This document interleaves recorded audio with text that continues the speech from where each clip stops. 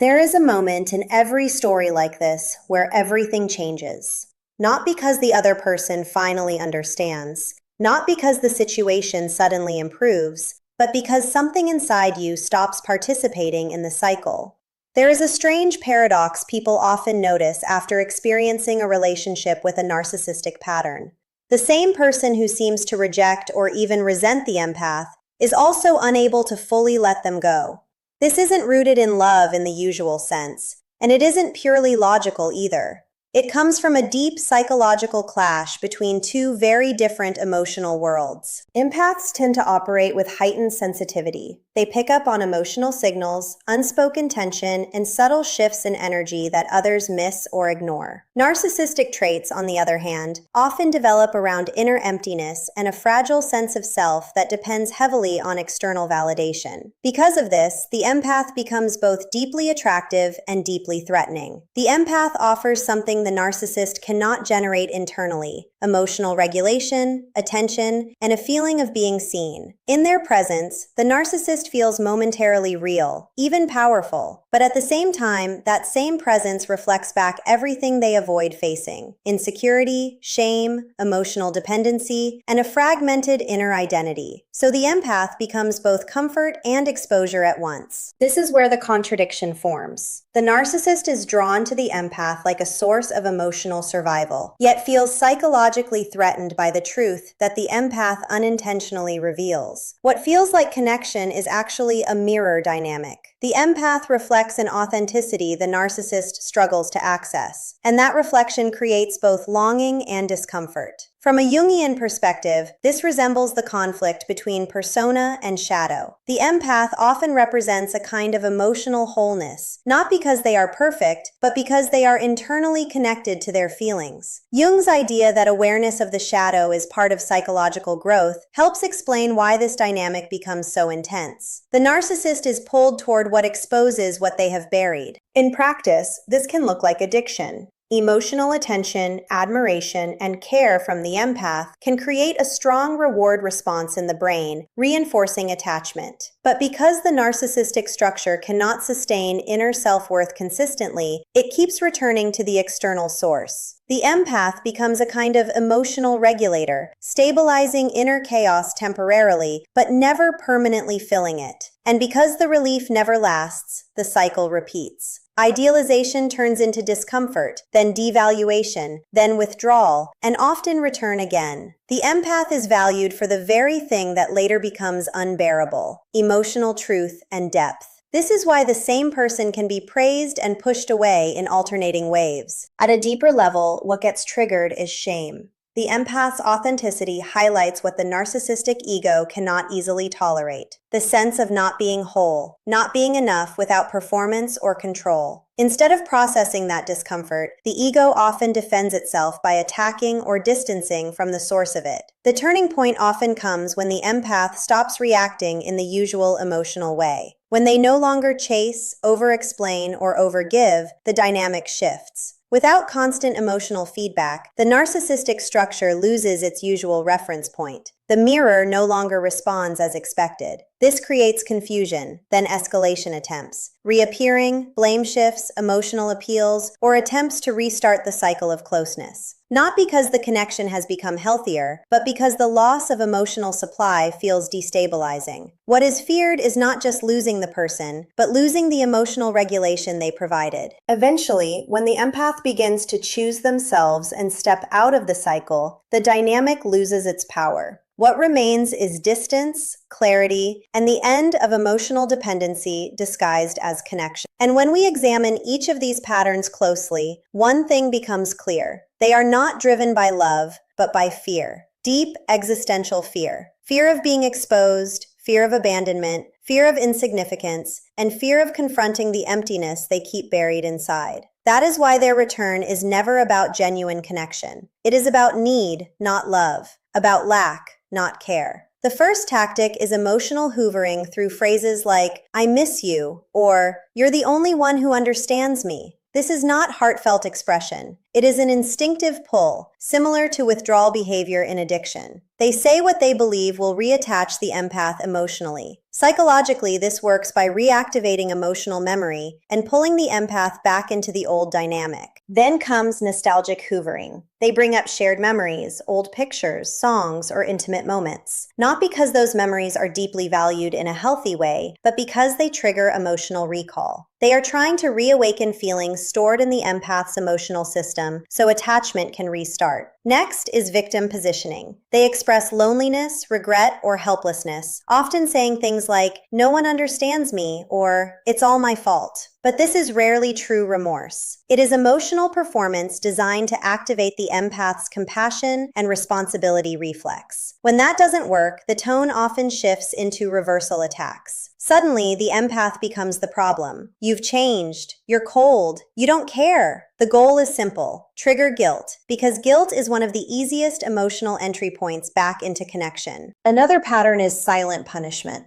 They withdraw communication, hoping the empath will panic and return first. But once the empath becomes aware, this silence loses its emotional control and becomes nothing more than absence. Jealousy triggering is another strategy. They may post images with others or behave provocatively online to provoke emotional reaction. The objective is not genuine happiness elsewhere, but proof that emotional attachment still exists. Gaslighting follows, where reality is rewritten. "That didn't happen," or "You're remembering it wrong." This protects their internal narrative by destabilizing the empath's confidence in their own perception. In more extreme cases, self-harm threats appear. Statements like, "I can't live without you," or "Something will happen to me," are used to activate guilt and responsibility. This is emotional coercion, not connection. Then comes blame cycling, where responsibility is constantly redirected back onto the empath. "If you didn't go silent, I wouldn't react like this." The aim is to reinstall the empath in the caretaker role. They may also involve friends or family, using social pressure and triangulation to influence the empath indirectly. At the same time, they might present a glow-up or sudden success online, not for authenticity, but to manage perception and regain value in the empath's eyes. A new relationship is sometimes introduced quickly, not from genuine bonding, but as comparison and replacement pressure. Yet underneath it, the pattern remains unchanged. There are also boundary violations disguised as urgency or emotion, sudden appearances, unexpected visits, or forced contact. Alongside this, they may mirror the empath's own words to create familiarity and emotional confusion. Some attempt transformation narratives. "I've changed, I'm healing, I'm in therapy." In many cases, without real behavioral depth, these remain surface-level performances designed to reopen access. They may also test boundaries repeatedly with small messages, check-ins, or indirect contact, measuring how responsive the empath still is. At times, fabricated crises appear, accidents, job loss, emergencies, all designed to re-engage the empath in rescue mode. Smear campaigns can follow, where distorted stories are shared to control perception. Meanwhile, the relationship itself may be minimized or denied entirely when convenient. Obligation-based manipulation often appears as well. "After everything I did for you," turning past actions into emotional debt. Morality itself can also be weaponized. "A good person wouldn't ignore me." Sometimes old wounds are reopened deliberately, bringing up past pain to destabilize emotional grounding. Chaos may be introduced simply to disrupt stability and regain control of attention. A classic cycle emerges: destabilize, then rescue. Create emotional collapse, then reappear as support. This reinforces trauma bonding. Overgiving can also be used strategically. Gifts, help, or favors not as love, but as leverage to build emotional credit.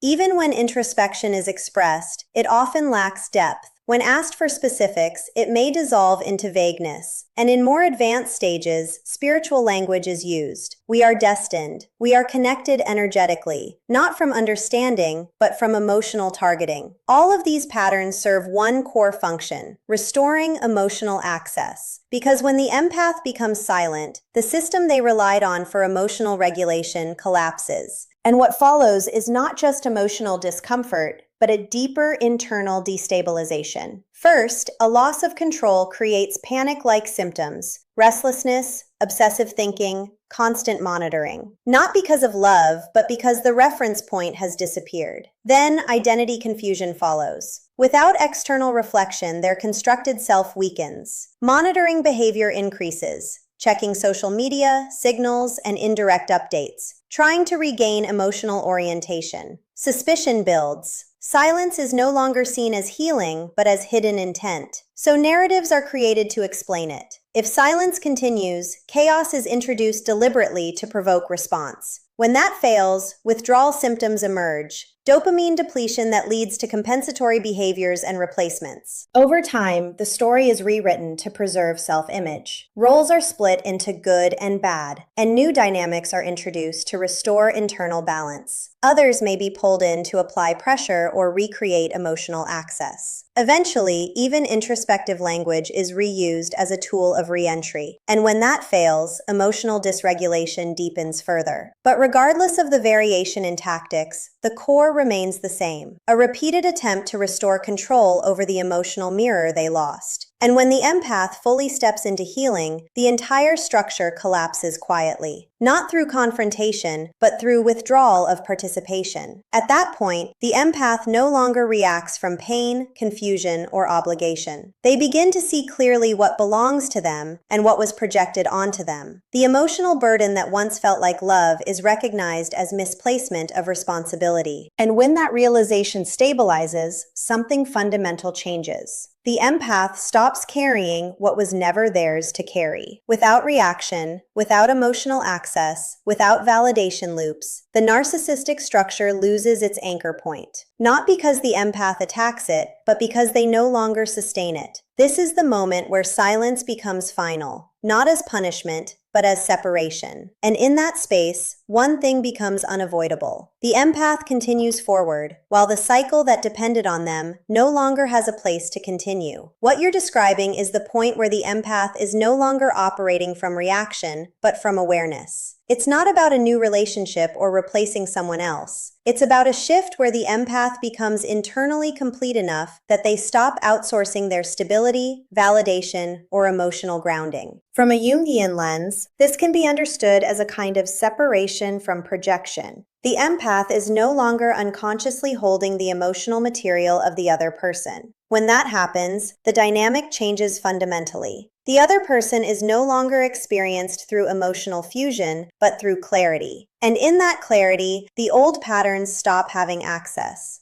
At this stage, the empath isn't winning or escaping. They're simply no longer participating in the psychological loop. What once pulled them in, confusion, intensity, guilt, hope, fear, no longer activates the same internal response. Not because it was suppressed, but because it has been processed and integrated. This is also where individuation becomes relevant in Jung's sense. The gradual process of becoming psychologically whole. The empath begins to recognize their own patterns, why they stayed, why they overgave, why they confused emotional intensity with connection. And once that awareness stabilizes, the need to repeat the same relational cycle starts dissolving on its own. What follows is often a quiet but noticeable internal shift. Energy that used to go outward, toward fixing, explaining, rescuing, or emotionally managing others, returns inward. Not in a selfish way, but in a stabilizing way. The empath becomes more grounded, less reactive, and more selective with emotional access. From the outside, this can look like indifference, but internally, it's more accurate to call it emotional neutrality. The nervous system is no longer scanning for threat,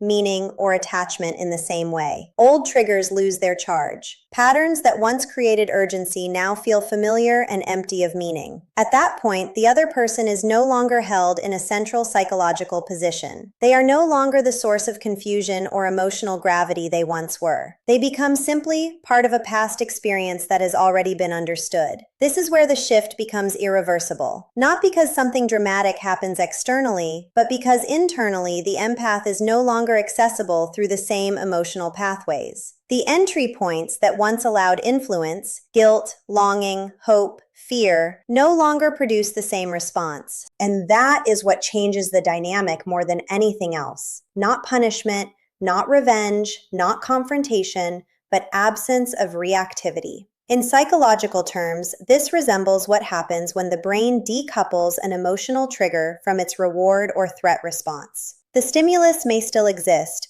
but it no longer produces the same internal cascade. What once felt consuming now registers as neutral information. From that point onward, the empath is no longer defined by the relationship, the conflict, or the emotional history attached to it. They are defined by their own internal coherence. Their attention is no longer pulled outward by old patterns, but directed by present clarity. And in that state, the entire dynamic loses its structure, not through force, but through the simple fact that one side is no longer emotionally available to sustain it. What you're describing is the point where reactivity fully dissolves and experience becomes observation rather than emotional entanglement. The language of neutral empowerment, ascension, and sovereign presence is essentially pointing toward the same psychological shift. The nervous system is no longer organized around threat, attachment anxiety, or compulsive meaning-making in relation to a specific person. When that shift stabilizes, emotional stimuli that once carried charge, blame, apology, threat, nostalgia, stop functioning as triggers. They are still recognized cognitively, but they no longer recruit the same internal response. In neuroscience terms, this resembles a decoupling between emotional salience and behavioral reaction. The signal is perceived, but it no longer commands the system. What changes most fundamentally here is not the perception of the other person, but the internal structure that used to assign them importance. The mind stops treating them as a central reference point. As that reference dissolves, the interpretive loop also dissolves. There is no longer a need to decode, predict, repair, or emotionally manage what is happening. From a psychological standpoint, this is closer to integration than detachment. The empath is not suppressing feeling. They are no longer fragmented by it. What once felt like urgency becomes information. What once felt like emotional gravity becomes pattern recognition. This is why behavior that used to feel personal begins to feel mechanical or repetitive. It is no longer filtered through attachment. At the same time, identity reorganization happens. The person is no longer organized around the role of rescuer, fixer, or emotional container. That role was part of an older adaptation to relational instability. When it falls away, a different internal hierarchy emerges. Self-regulation first, interpretation second, reaction last, and often not at all. This is also where the concept of meaning collapse becomes relevant. Not in a nihilistic sense, but in the sense that exaggerated meaning assigned to another person is withdrawn. Once that projection is removed, the emotional intensity drops, and what remains is a more accurate, less distorted view of the situation. Importantly, this does not require hostility or moral framing. It is not about punishment, superiority, or reversal of power. It is about reduced compulsion. The absence of reaction is not a statement toward the other person. It is a byproduct of internal coherence. From there, what you've called sovereign presence can be understood as stable self-regulation in relational environments. The person is no longer governed by the emotional state of others, nor is their internal equilibrium dependent on external validation. That creates consistency, fewer emotional spikes, fewer interpretive distortions, and far less behavioral overextension.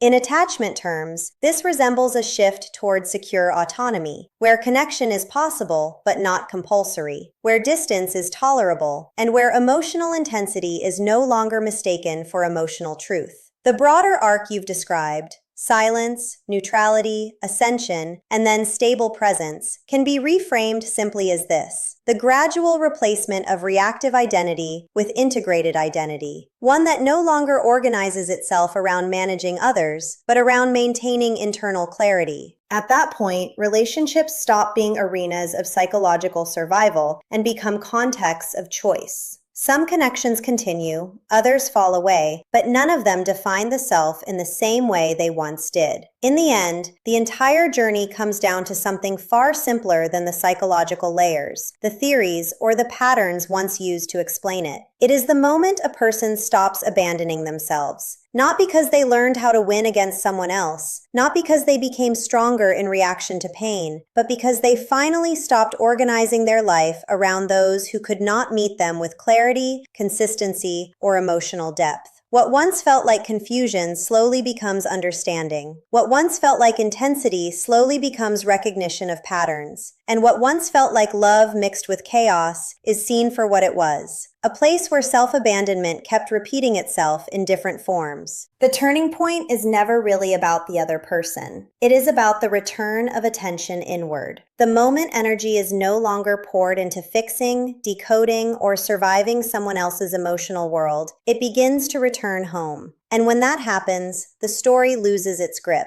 Not through anger, not through revenge, not through denial, but through clarity. The past is no longer something to escape or resolve with them. It becomes something understood, integrated, and released. There is no longer a need for closure from the outside, because closure has already formed internally. What remains is a quieter kind of strength, a steady mind, a regulated nervous system, a heart that can feel without collapsing into the feeling, a sense of self that does not disappear in the presence of another. And from that place, relationships are no longer battles for survival or validation. They become choices, clear ones, conscious ones, no longer driven by fear of loss, but by awareness of value. In the end, nothing dramatic is required. No final confrontation, no final explanation, no final proof. Just the simple realization that a life built on self-abandonment can be rebuilt on self-respect. And once that realization settles, the story does not continue in the same direction. It ends where it was always meant to end. Not with the other person changing, but with you finally no longer needing to stay where you lose yourself.